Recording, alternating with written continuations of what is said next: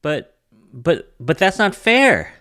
That's what Ava Wong, a Stanford-trained lawyer turned stay-at-home mom, said when she learned about a counterfeit handbag scheme cooked up by her ex-college roommate. Today, we'll be discussing superfake handbags, fussy toddlers, and confronting the model minority myth when we talk with Kirstin Chen, author of Counterfeit.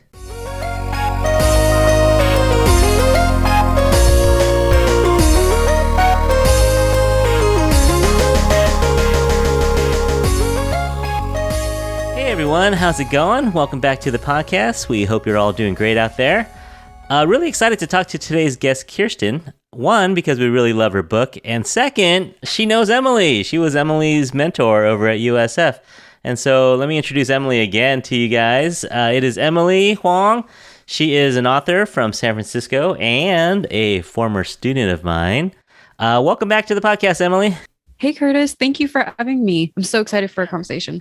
Always great to have you. You kind of tricked me a little bit. I was asking you for books that we might want to do for the or authors we might want to have on the podcast.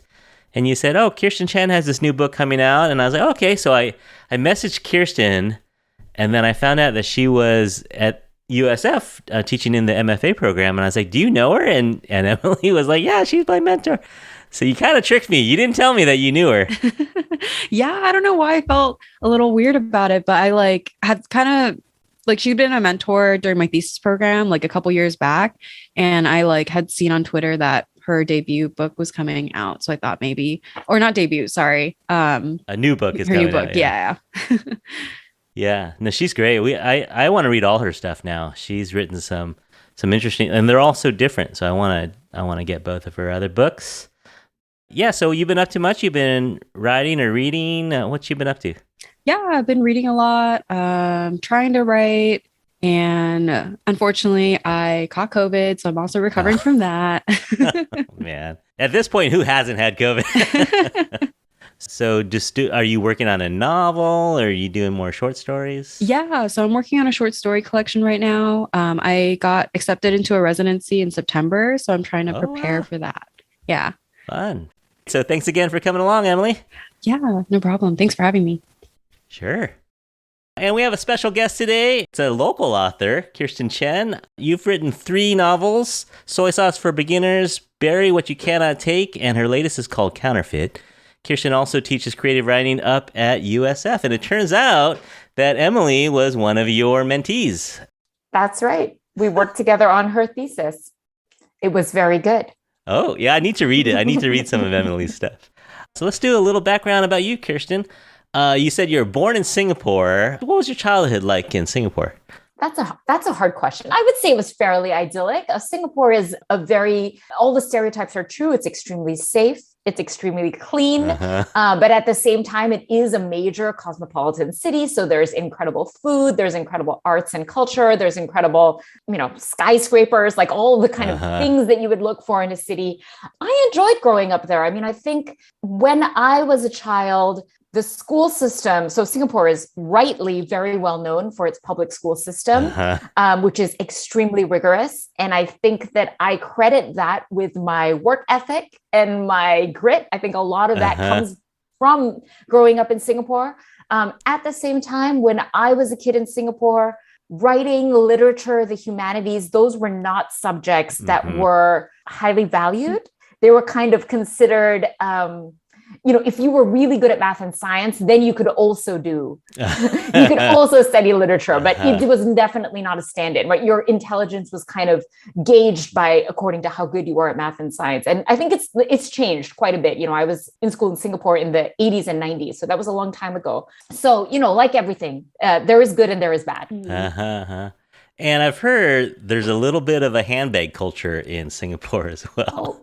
Yes, that's true. I mean, it is a very cosmopolitan city. I think like a lot of kind of major Asian cities, people care a lot about their appearance. People care a lot about status symbols in a way that we don't see in the Bay Area. The Bay Area might be the one major city that is quite immune to, designer handbags in the way that even Manhattan, New York is much flashier than we are. Mm-hmm. I went to France, and I stayed on the outskirts of France, and so outskirts of Paris. And there was a mall there with all the brand names that you recognize. And my wife and I were there, and we were looking around, and there were a lot of Asians.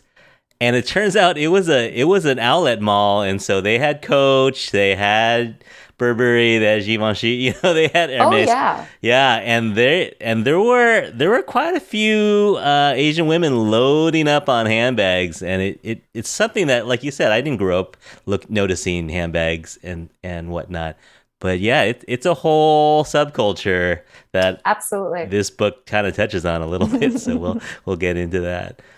So Stanford was a big part of the backstory for Ava and Winnie. You went there as an undergrad. What was your time like at Stanford? Stanford. I think very fondly of Stanford. I think it is just kind of my empirical research, I think it is one of the most beloved schools. Like, I think when you talk to alumni, most people have very positive memories of going to school there. I mean, it's sunny, it's a beautiful campus, it's relatively laid back compared to a lot of the other kind of comparably tiered or comparably ranked schools. But I went to Stanford at an interesting time. I started in 1999, which was the first .com boom. And I remember every single person who graduated that year went to work in tech, didn't matter what your major was, you went and joined the startup. Even then I could tell that it was a heady time and that this was not a typical experience, but it was really interesting for that reason, and now that I've lived here for almost 15 years, I think in total, I've seen the cycles, and now we're, in yet another one of these cycles. And so it's interesting. You're part of history. Yeah. We'll talk a little more about the women in your novel, as they went to Stanford as well, as you wrote them. I loved all the San Francisco little Easter eggs that you threw in here. A little Noe Valley, threw a nod to Fairlawn, rest in peace, Fairlawn restaurant. And you had the little, what would you call it? A little warehouse / office space in South San Francisco, little office park in South City. Yeah, exactly. So that's super fun. I'm glad you paid a little homage to our city here. When did you move to San Francisco? Well, I moved for school in 1999, and then I lived in the city for 2.5 years after I graduated. Moved east for graduate school, and then as soon as I could, came back in 2011, and I have been here ever since. For that temperate weather. Yes. All right, great. When you were in college, did you know you wanted to be a professional writer? Not at all. Not at all. Okay. I think, I majored in comparative literature, which is an extremely impractical major. I think we can all agree on that. But I also think, and Emily, you maybe can weigh in here, I think that I was maybe the last generation of college students that was told, if you go to a good school, you can major in whatever you want and you can still get a practical job. And I don't think that college students now, even a decade ago, were told that. When I visit high schools and stuff, everybody talks about the importance of majoring in STEM and how that is the future. And school has gotten increasingly more expensive, and so there isn't this approach of take your time, learn what you want, explore a couple majors. So, I went to Stanford, I majored in comp lit, and then I came out and got a practical job. I was a merchandise planner at Banana Republic. Okay. I thought I wanted to work in fashion, but I never intended to be a writer. I don't think it even occurred to me that was possible when I was an undergrad. Was there any resistance from your parents when you decided to go into writing? Oh, yes, of course. And not any shade to them. I mean, my mother is a professional musician. And in some ways, I think she knew how hard it was to make it. And so she was in some ways the most worried of my parents. But I mean, taking a step back, it wasn't a good decision. I was leaving a well-paying, very stable job to get an MFA with, and even the most talented writer has no guarantees, as we all know, right? It is just one of those jobs where a very small number make it, and there is so much luck involved.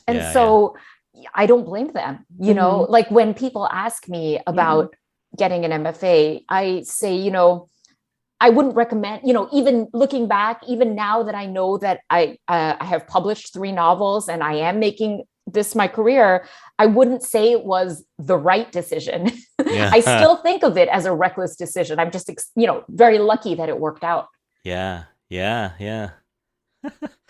We were just talking to Waiki Wang a little while ago too, and similar story where she's like, her parents are like, I don't know, but then as long as Waiki said, I will tutor, I will do whatever I need to never ask for money from my parents, Yeah, and she was in a PhD program too, so even stakes were even higher, I think. Yeah.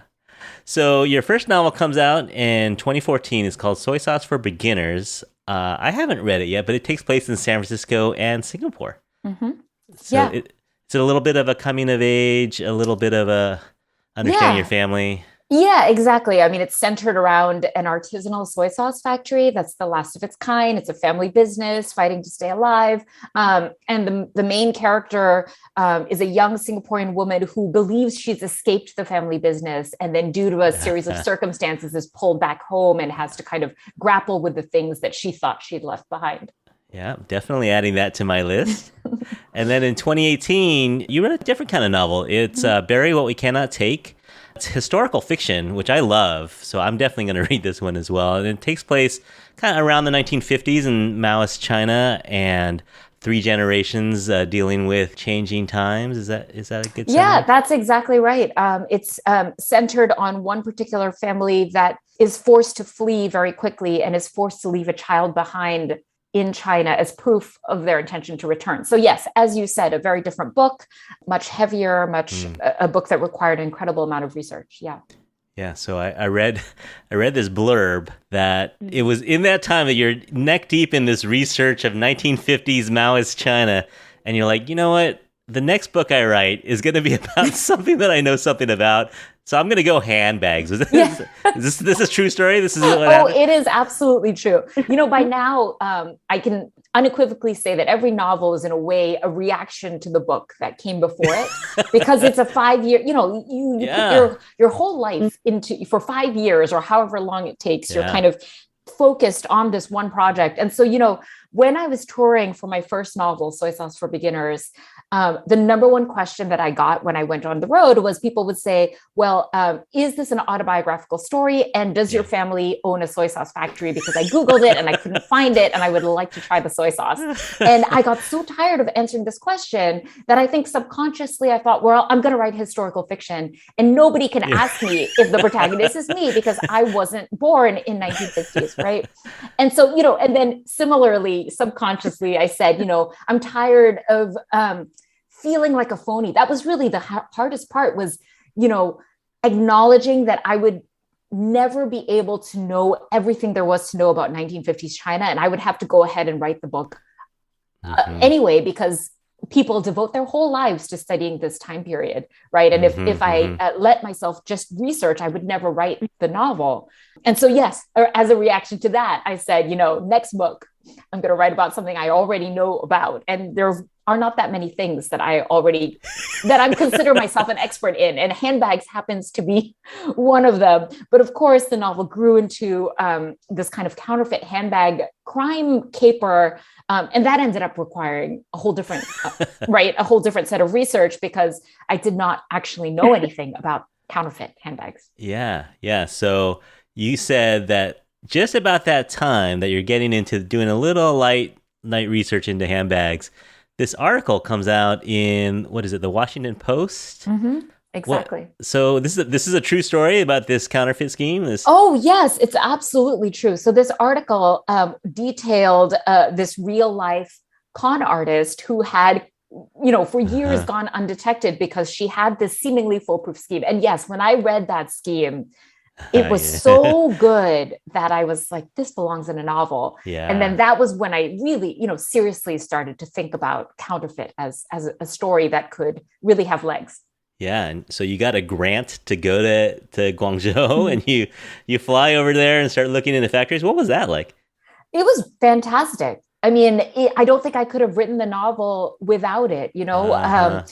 Yes. So the timing was fortuitous. I happened to be in residency at a university in Singapore, where I was working on the first draft of this book. And Singapore is very close to Guangzhou and Hong Kong. So it was a 3-hour flight. The barriers were low. So I took the opportunity.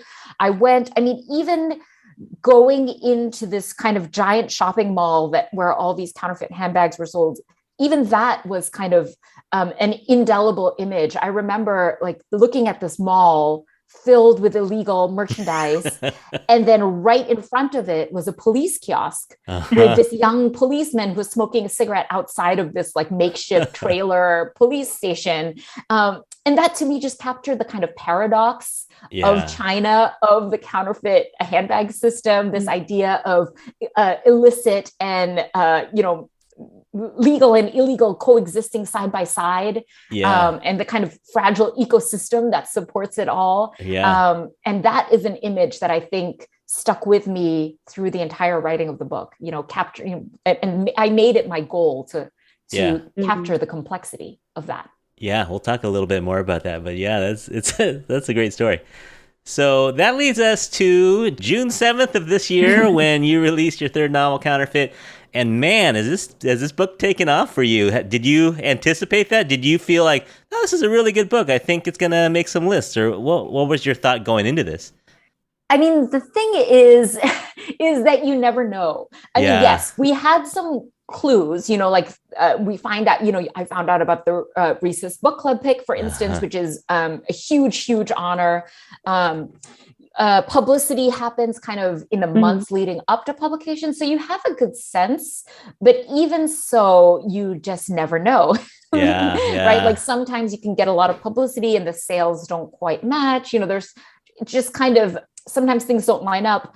But then also because this is my third book, I understand very much that publicity isn't always an indication of quality of writing. Like there's a lot of other things, like, what readers want to read about in that moment, or, there's just so many things out of a writer's control. So I actually feel quite appreciative to have that perspective, and that because the book is done phenomenally and I'm very grateful for it, but I'm also grateful that it happened with my third book and not necessarily with my debut, when I think it would have been more overwhelming and harder to have a sense of perspective. Yeah. So we didn't set that up very well. So we should say that Counterfeit was picked for Reese Witherspoon's book club's pick of the month in June.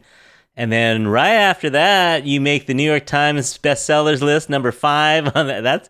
Can you go back in time and talk to your old self and say, hey, someday I'm going to be top 5 on the New York Times bestseller list? What would that conversation be like if you had to talk to yourself? I would say to myself, don't get too big for your britches. That's right? True. Like it's That's not, true. and I feel this deeply. That is not something I achieved. That is something that was gifted to me. Right.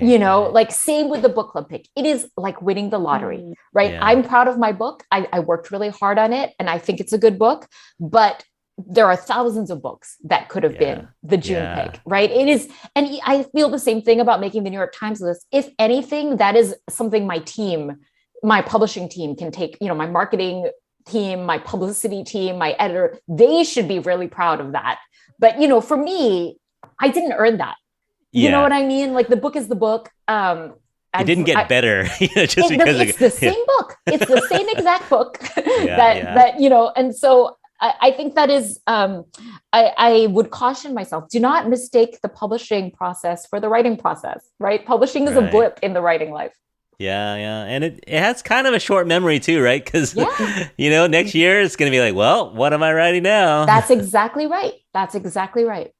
So we're going to highly recommend this book. This is the Infatuasian pick of the month. Love it. We're going to recommend this book as well. Super fun. It's a great summer read. Emily, how long did it take you to read? A couple days, right? It literally just took me a weekend. I completely devoured it so fast. Yeah. Small enough to fit in a carry-on bag on your flight to somewhere this summer. Bring it to the beach, right? It's a classic kind of summer. It's fun. So it's one of those books that I think will do real well. So congratulations on all that. Kirstin, do you mind giving us a quick summary of the book? I don't want to mess it up. Yeah, sure. So Counterfeit is the story of two Asian American women who band together to grow a counterfeit handbag scheme into a global enterprise, shattering the model minority myth along the way. The main character, Ava Wong, is a straight-laced, rule-abiding lawyer who gets pulled into her old college roommate's counterfeit handbag crime ring. And eventually their enormous success is threatened. And at that point, her former roommate, Winnie, disappears, leaving Ava to face the consequences. Okay. So real quick, Emily, what was your first impression of the book? I gave mine already. Yeah, I had such a good, fun time reading this book. It was a quick read. I really loved all the characters and found myself like really liking Ava and Winnie. It was a really well done book. Thank you. Yeah, no, my wife just started, I've been reading some other books and my wife asked for one to read. I go, you're going to like this one. So this is one that I had no doubt that she liked. And she's about halfway through and she's loving it so far too. So everyone out there, get a copy of this book. Go to your local bookstore. Kirstin, you got a favorite San Francisco bookstore? We're so blessed to have great bookstores. I love the Booksmith, obviously. They've been... they're just a tremendous bookstore. They have great events. Green Apple is fantastic as well. Yeah. We have some good ones in San Francisco. So everyone grab a copy of this book, bring it along with you on your next trip or just read it at home. We're going to get into the plot and a little more. So I want to throw out a spoiler alert to anyone out there. If you haven't read this book, go read it before you listen to us talk about it. Usually we play a little song to let people know to get away from their devices before we spoil it. I saw a fun little playlist that you'd made for your publisher. Let's see, Kirstin, do you want to pick a song that we can play right here, a few seconds of it? Sure. I mean, the first song in that playlist is Mitski's All-American Girl. Love it. Which I think is very appropriate. Yeah. And we are the Infatuasian podcast. Mitski's a favorite one of ours, so let's play a little bit of Your Best American Girl by Mitski. When the song's over, you'll know to get out of here.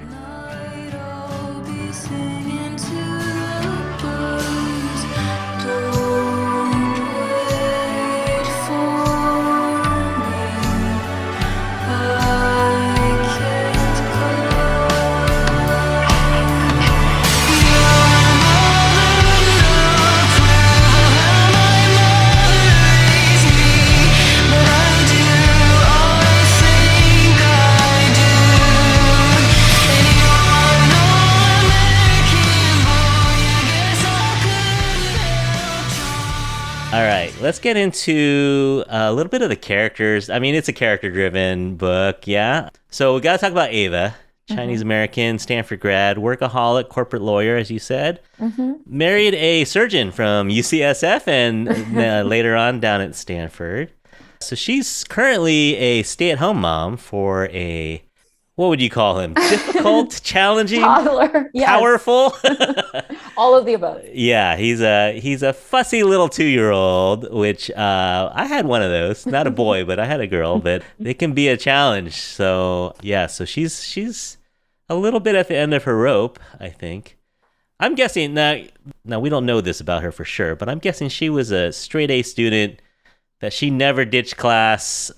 She probably was the kind of kid who would remind her teacher when homework was due. Is that a pretty safe assumption about Ava? I think that's right. She would do it quietly to not draw attention to herself, but she would nonetheless. Yeah. Yes. Yeah. So I teach AP Bio here in San Francisco, and sometimes kids will walk in. I don't know if this is a stereotype. I mean, okay, well, it probably is, but they walk in and they look around to see how many Asian girls there are in the classroom, and they know that it's going to be a hard class when there's a lot of Asian girls. Yeah, I believe that. Yes, I think you've nailed her down to it. Yeah, you've got her. Okay, so she's one that you don't want to go up against on a math test. Yeah, she'll throw the curve. Yeah, she's the curve breaker. Yeah. So she the best line from her is when she hears about this scheme from Winnie. She goes, but that's not fair. You know, she talks about the counterfeit bag. That's a classic. Like, wait, you can't do that. Yeah. She's a rule follower. Yeah, and I think Kirsten, you can kind of relate to this. She's kind of the golden child, right? She's the kid that every Asian parent wants, right? The kid who gets into Stanford and corporate lawyer, marries a surgeon, has a son. She's checking off all the boxes, yeah? Like the model minority trophy child. And yet, what do you think it was about her that made her consider, even for a minute, to go on the bad side of the law?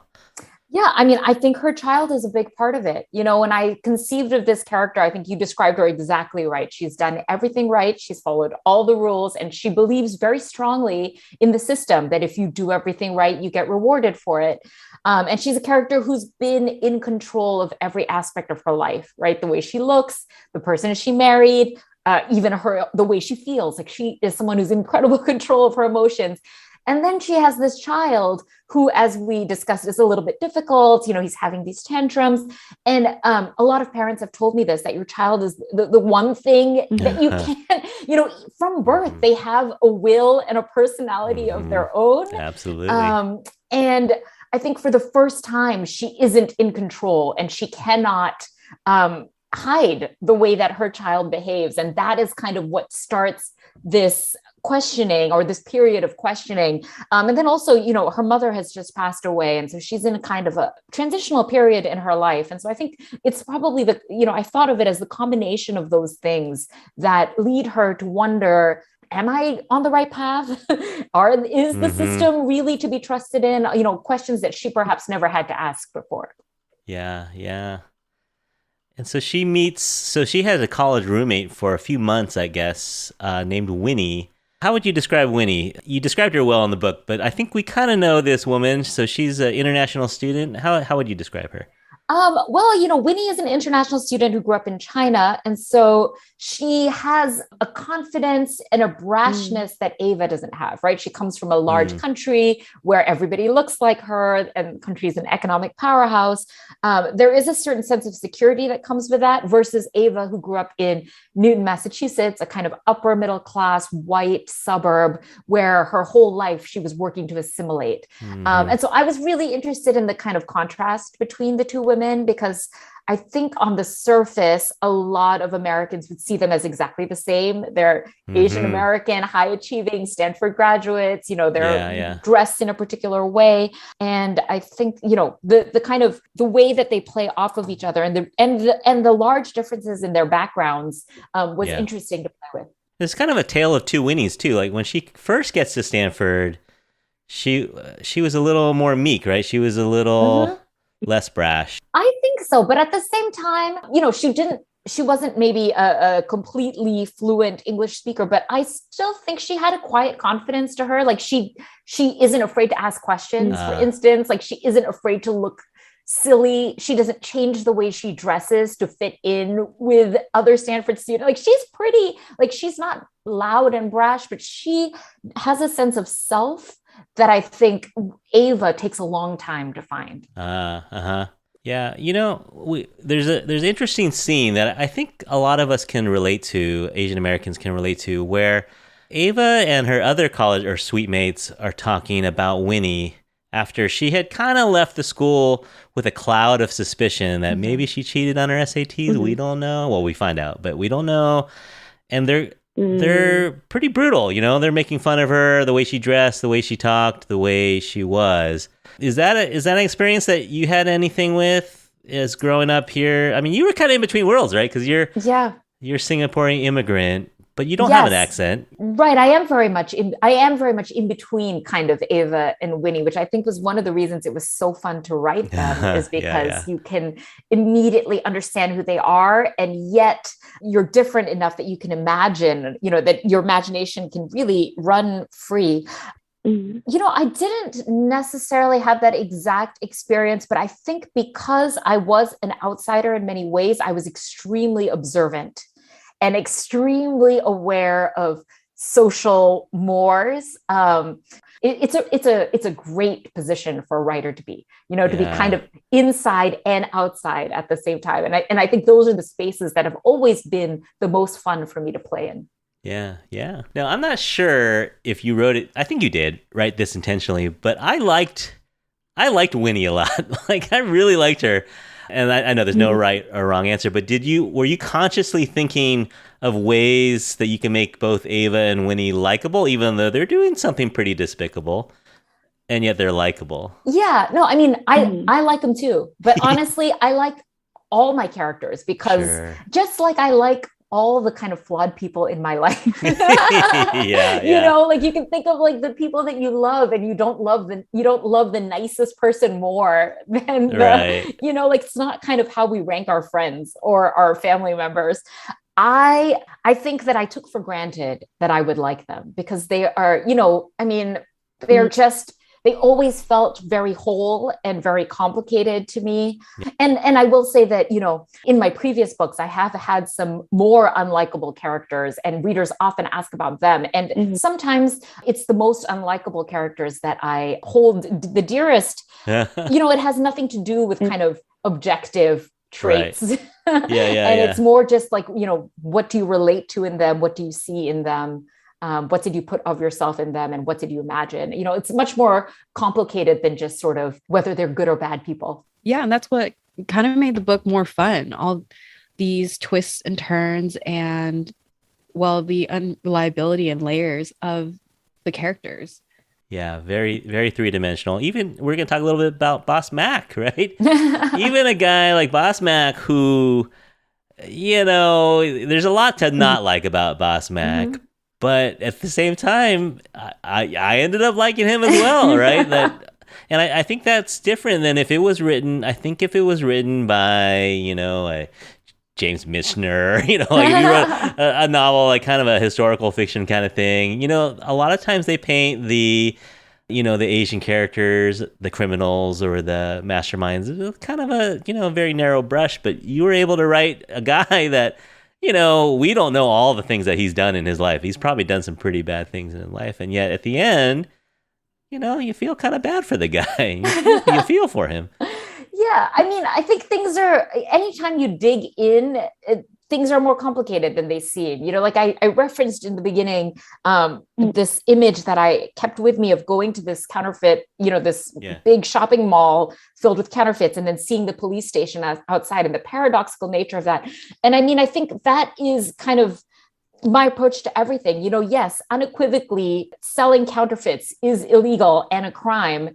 And yet, if you went to this mall, you would see like all these you know, hundreds and hundreds of people make their living off of this industry. And they're not, you know, I wouldn't say, you know, it would be very broad to say like, they're all criminals, lock them all up. Like some of these people are, you know, salespeople who are working in the shopping mall and it's what they do for a small, you know, they don't make much money. To them, it's probably no different than being a salesperson anywhere else. You know, like it's just like the truth is always more complicated and hundreds of good, you know, millions of good people, quote unquote, good people are a part of this industry because it is a huge part of the economy in Guangzhou in particular in China. Yeah. But let's talk about the plot a little bit. So we'll get you described it in your summary, but it's a little more complicated than that, right? So it's a scheme where there's a factory in China that makes these bags. So Winnie has a connection with Boss Mac, and Boss Mac connects her with other people. And so Winnie's able to get her hands on these, what did you call them? One-to-one? Super fakes. Yes. So she's able to get her hands on these super fakes, and here's the scam. Now, it took me a minute to think about this, but I think I got it now. So the scam bag, so Winnie has a buyer go into the store, like a Neiman Marcus or a handbag store, and buy the real deal for $10,000. What does a bag cost? $4,000. Let's say $4,000. $4,000, and then she has someone like Ava or another, you know, a college kid or someone else who looks the part, returns the fake bag to the store, gets the full refund back, and then sells the real bag on eBay or some other place. That's exactly right. Is there a reason why they don't sell the fake bags on eBay? Because shoppers are extremely suspicious when you buy a bag off the internet. And so it's well known that, you know, if you buy a bag on the internet, take it to Authenticator and make sure it's the real thing that you didn't get cheated. But if you were to buy a bag straight from a department store like Neiman Marcus, you would likely trust the retailer and wouldn't bother to take that bag to get authenticated because you bought it at a reputable. Yeah. That's the idea. And the salespeople aren't trained to find these counterfeits as well. I think that is the thing with super fakes. They are incredibly high quality. Even in the course of my research, even experts would say sometimes the only difference between a really, really good super fake and the real thing is a serial number embedded in the bag. And so, if you don't have access to that database and those exact serial numbers, just looking at the bags would not necessarily be enough evidence. Yeah. So Winnie needs people that look the part, look like someone that can afford a $5,000 bag, can walk in there with a little attitude, a little swagger, and say, "Oh, it just doesn't match my outfit," or "It just didn't work for this occasion," or whatever. So they can return. So this is a scam, and at one point they have hundreds of shoppers. How many shoppers do? So hundreds. I was fanned out across the country. Yeah, so they're making hundreds of thousands of dollars off of this little scam. And so Ava gets sucked into this or pushed into this. I don't know how exactly, because she's got some problems at home and she's got some issues and she wanted that control, like you said, over her life. So how hard do you think, this is just your opinion, how hard do you think it was to push Ava over into this life? How hard do I think it was? I think she was primed for it. I think so, yeah. I think that she could only have gone into it incrementally, right? Like she tells herself, I'll do this one time in this specific circumstance because I need money. And there's some very particular set of circumstances that need her to say yes. I think she believes she's only doing it once. But as we know, and we've seen in countless scam stories and con artist stories, once you do it once, it gets a little bit easier to do it again. And then I think, to me too, that as she starts to see her old life more clearly, then she can start, to see the kind of lies that her old life was built on. Then it becomes easier and easier to kind of justify the new life. Have you gotten any fans write to you or just meet you and say that they would they would easily consider such a scam? Like, would anyone say, it wouldn't take me that much to go on to the dark side? Nobody has said it explicitly to me, but I do think that we all kind of justify our choices in big and small ways. I have seen gotten a lot of comments on, I would never buy a counterfeit handbag because of so-and-so. And then other people will say well, if you shop at H&M, who do you think makes your clothes, right? If you shop at these fast fashion, do you think those are ethical labor practices? And so then it can start to get very murky, and all of us are kind of complicit in this capitalist system where certain people will inevitably get exploited. Yeah. So it's hard to kind of throw stones, right? Because it's very difficult to be 100% consistent in your choices. Yeah.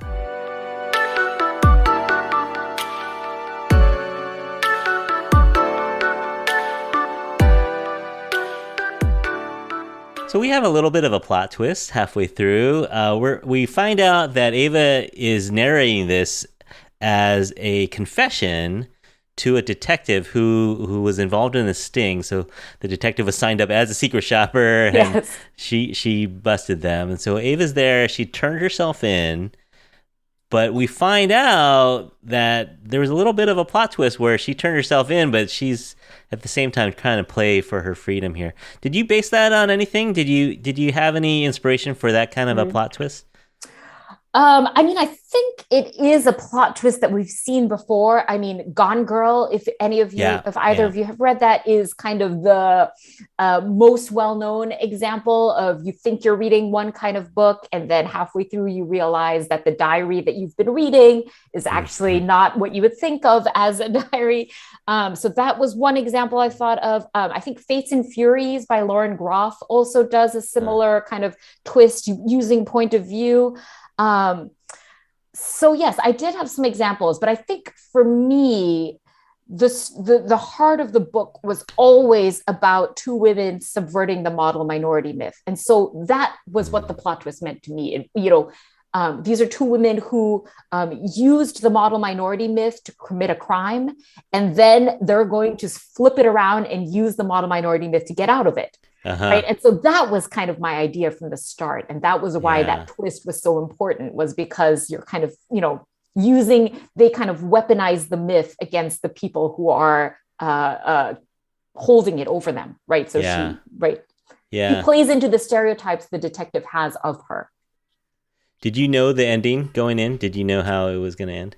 I knew they were going to get away with it because again, that was the ultimate subversion of the myth, right? They had to get away with it. I don't think they'll get away with it forever if we see that, if you were to follow them into the future, but I knew the book would have to end that way because of what I was trying to say about the myth. Now, am I crazy? Because when I was reading this, it's fine if I am crazy, you can tell me this.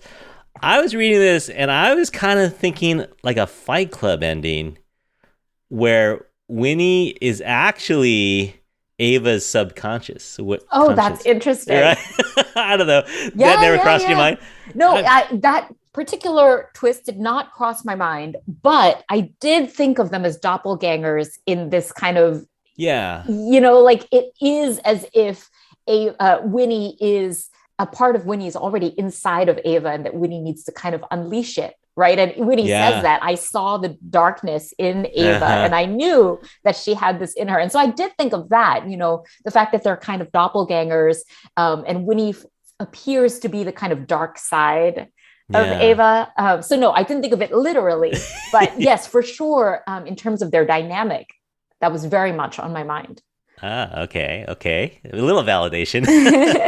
But, we had just interviewed Jean Yang for that American-Born Chinese, where there's that plot twist at the end where the boy or the cousin that Jin hated so much turned out to be, who he hated. He hated himself. So I saw that a little bit of Winnie, when Ava was making fun of Winnie, I could see, or her friends are making fun of Winnie, I could see Ava kind of working it out in her head a little bit. Yeah. The things we hate in others are the things we hate most in ourselves. Yeah, absolutely. Yeah.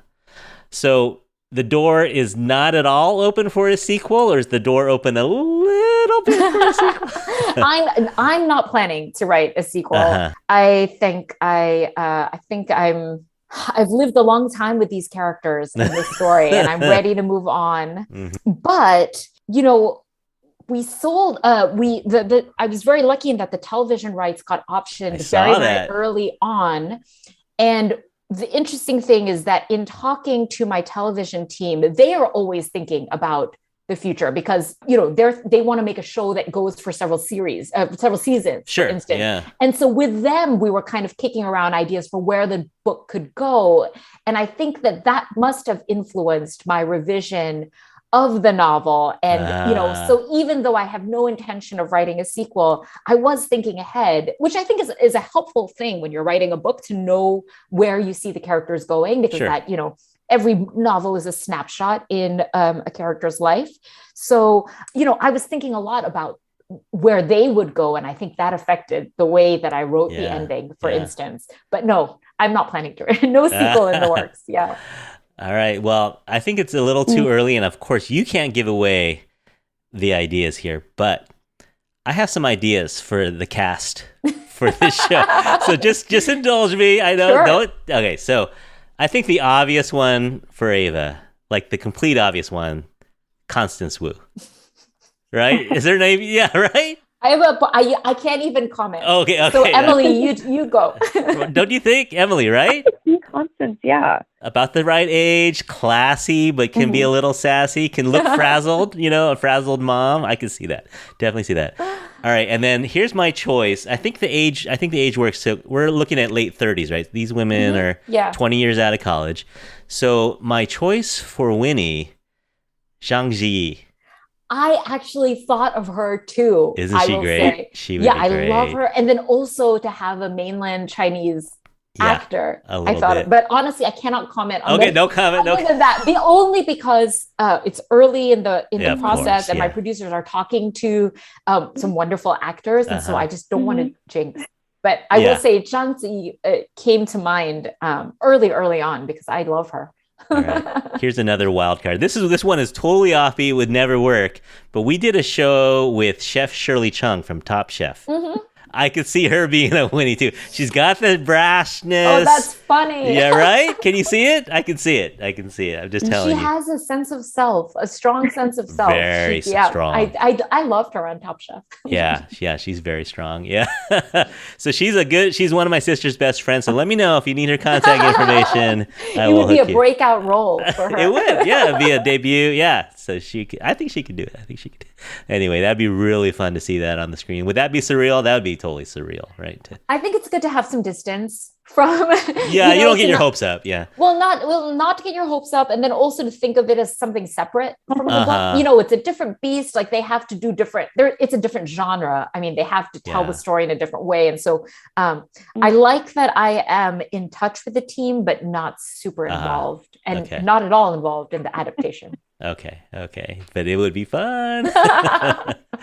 All right. So Kirstin, you've answered all of our hard questions. It is time for our lightning round. I think I'm going to go first, and then Emily's going to do one here. Okay. All right. So don't think too hard. Just answer off the top of your head. And you don't have to own any of these, but I'm going to ask you a handbag question.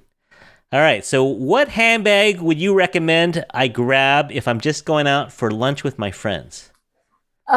This is a very specific answer. I would say the Hermes Eveline. It is a bag that actually makes an appearance in the book. And Ava describes it as very plain, and she cannot understand why it costs so much. But personally, I love the bag. So. Okay, good to know. And then what recommendation for a handbag for my wife if she really wants to make a splash and make everyone around her jealous? Regardless of cost, what bag does she need to get to slap down?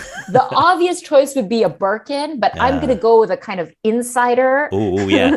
For all you handbag lovers out there, not an insider, but I think Loewe is a Spanish brand that is under the radar, very high quality. Under the radar only amongst normal people. Yes, under the radar for normal people, very beloved by handbag lovers. I think it's still good quality for the price. So one of those, if you know, yes. Right? You'll get some whispers, you'll get some glances. Okay, great, thanks. What's your go-to karaoke song when you hit the KTV lounges in Guangzhou? I never went to a KTV lounge in Guangzhou, but my go-to karaoke song here in the KTV lounges of San Francisco is Crucify by Tori Amos. So for all you geriatric millennials out there, we are the same age. Yeah. Okay. Yeah, that's a good one. All right. So in San Francisco, like you said, it's not everybody who's into this, but if you wanted to go somewhere to do maybe a little window shopping, a little people watching, maybe you could see a handbag or two. Do you have a spot in the city that you like to go and maybe just walk around, grab a coffee, look at some handbags? Where would you go? I think you'd have to be in Union Square because most of the people with the handbags are tourists. That is one of the things I love about San Francisco is that it's the least fashiony city in the country. And I find that very liberating. I think it has made my love of fashion very pure because I'm not trying to impress anyone. Like in San Francisco, I feel like you can actually dress for yourself because people are so casual and people it's casual, it's a uniform. So yeah, paradoxically, I love that about San Francisco. Yeah. I might say the ballet. I think the ballet is somewhere where you can still see a handbag or two. Maybe the ballet, more so. I don't go to the ballet much. I go to the symphony and people are dressed quite low key at the symphony. Yeah, that's true too. And our last question is, who is your infatuation? It could be anyone in the Asian community, living or deceased, that you admire and look up to. Oh, wow. That's such a big question for a lightning round. I can think of so many authors that would come to mind. I have recency bias. So Charles Yu's Interior Chinatown, which just, won the Pulitzer not so long ago, was a fantastic book. He's somebody I really admire. Katie Kitamura's Intimacies. I'm just naming books now, but these are authors that I really admire. Katie Kitamura, Charles Yu, and then some of my friends who are in the Bay Area and writing terrific novels. Vanessa Hua is one of them. Kathy Wang is one of them. Aro Kwan. It is a privilege to feel in community with these writers, like they are my colleagues. They are in many cases my friends. How lucky to be in community with people who are really at the top of their field.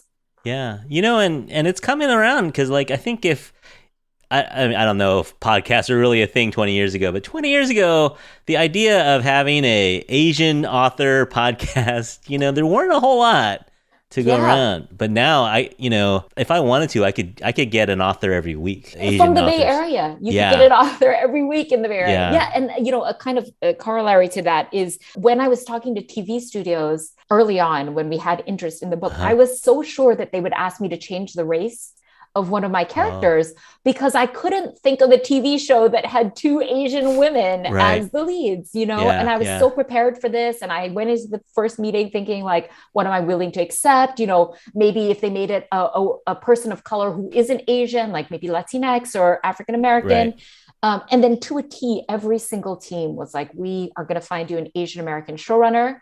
We're going to find you a Chinese American actors, they down to the level of detail of how well does Winnie need to speak Mandarin? We will find that actor. It was that level. And I know it's because of Crazy Rich Asians and how well that movie did. And that if we had gone on submission even a few months before that, it would not have, I can't imagine it would have been the same. Well, Kevin Kwan had to fight for it. I mean, exactly right. He had to fight. Right. Can you imagine? With these New York Times best-selling, many times over books, he had to fight for it. Yeah. He fought the fight for us, Yeah, and Jenny Han still deals with that. Yeah. And her shows are fantastically popular.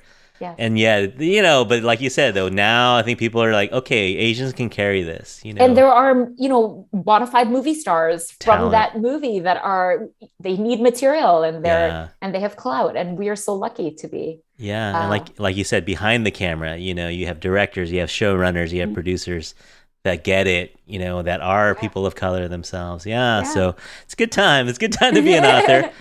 And I think you touched on something here with this novel. People like true crime. People like capers. People like heists. So I'm not saying you have to write another heist, but it is something that people like and people really resonate with. So Kirstin Chen, thank you so much for coming along and talking with us. I think that does it for our episode, but we wanted to ask, what's on tap for you? You got another book in the works? You got some ideas floating around in there? I am working on another novel in the very early stages. It's another book that is completely different. It is set in the dirty, cutthroat world of pediatric cancer research. Oh, wow. It's set in a cancer lab at a Harvard-like institute. And I describe it as Succession, but with nerds. Okay. Okay. Yeah. So a little more research for you to do then. Always. It's never ending. That sounds like a lot of fun. And everyone out there, get a copy of Counterfeit from your local bookstore, whether it's Green Apple here in the city or the one near you. Grab a copy of that. You can follow Kirstin at her Instagram at kirstin.chen or her website, kirstinchen.com. Hey, Emily, thanks for coming along as well. Thanks for having me. Yeah, no, always a pleasure. And let me know if you know any other famous Asian authors that you want to get on the podcast. Don't hold back. For sure. Thank you. But everyone out there, thanks so much for listening. Did you learn something? We hope you did. And as usual, you can always reach us at infatuasianpodcast@gmail.com. Please give us a follow over at Instagram or Facebook at The Infatuasian Podcast. And, I'll put all these details for you. You can listen to us wherever you get your podcasts and give us a review if you would. Thanks to everyone out there for listening. And on behalf of Kirstin and Emily and myself, we hope that you're all happy, healthy, and safe out there. Talk to you again soon. Bye. Bye. Bye.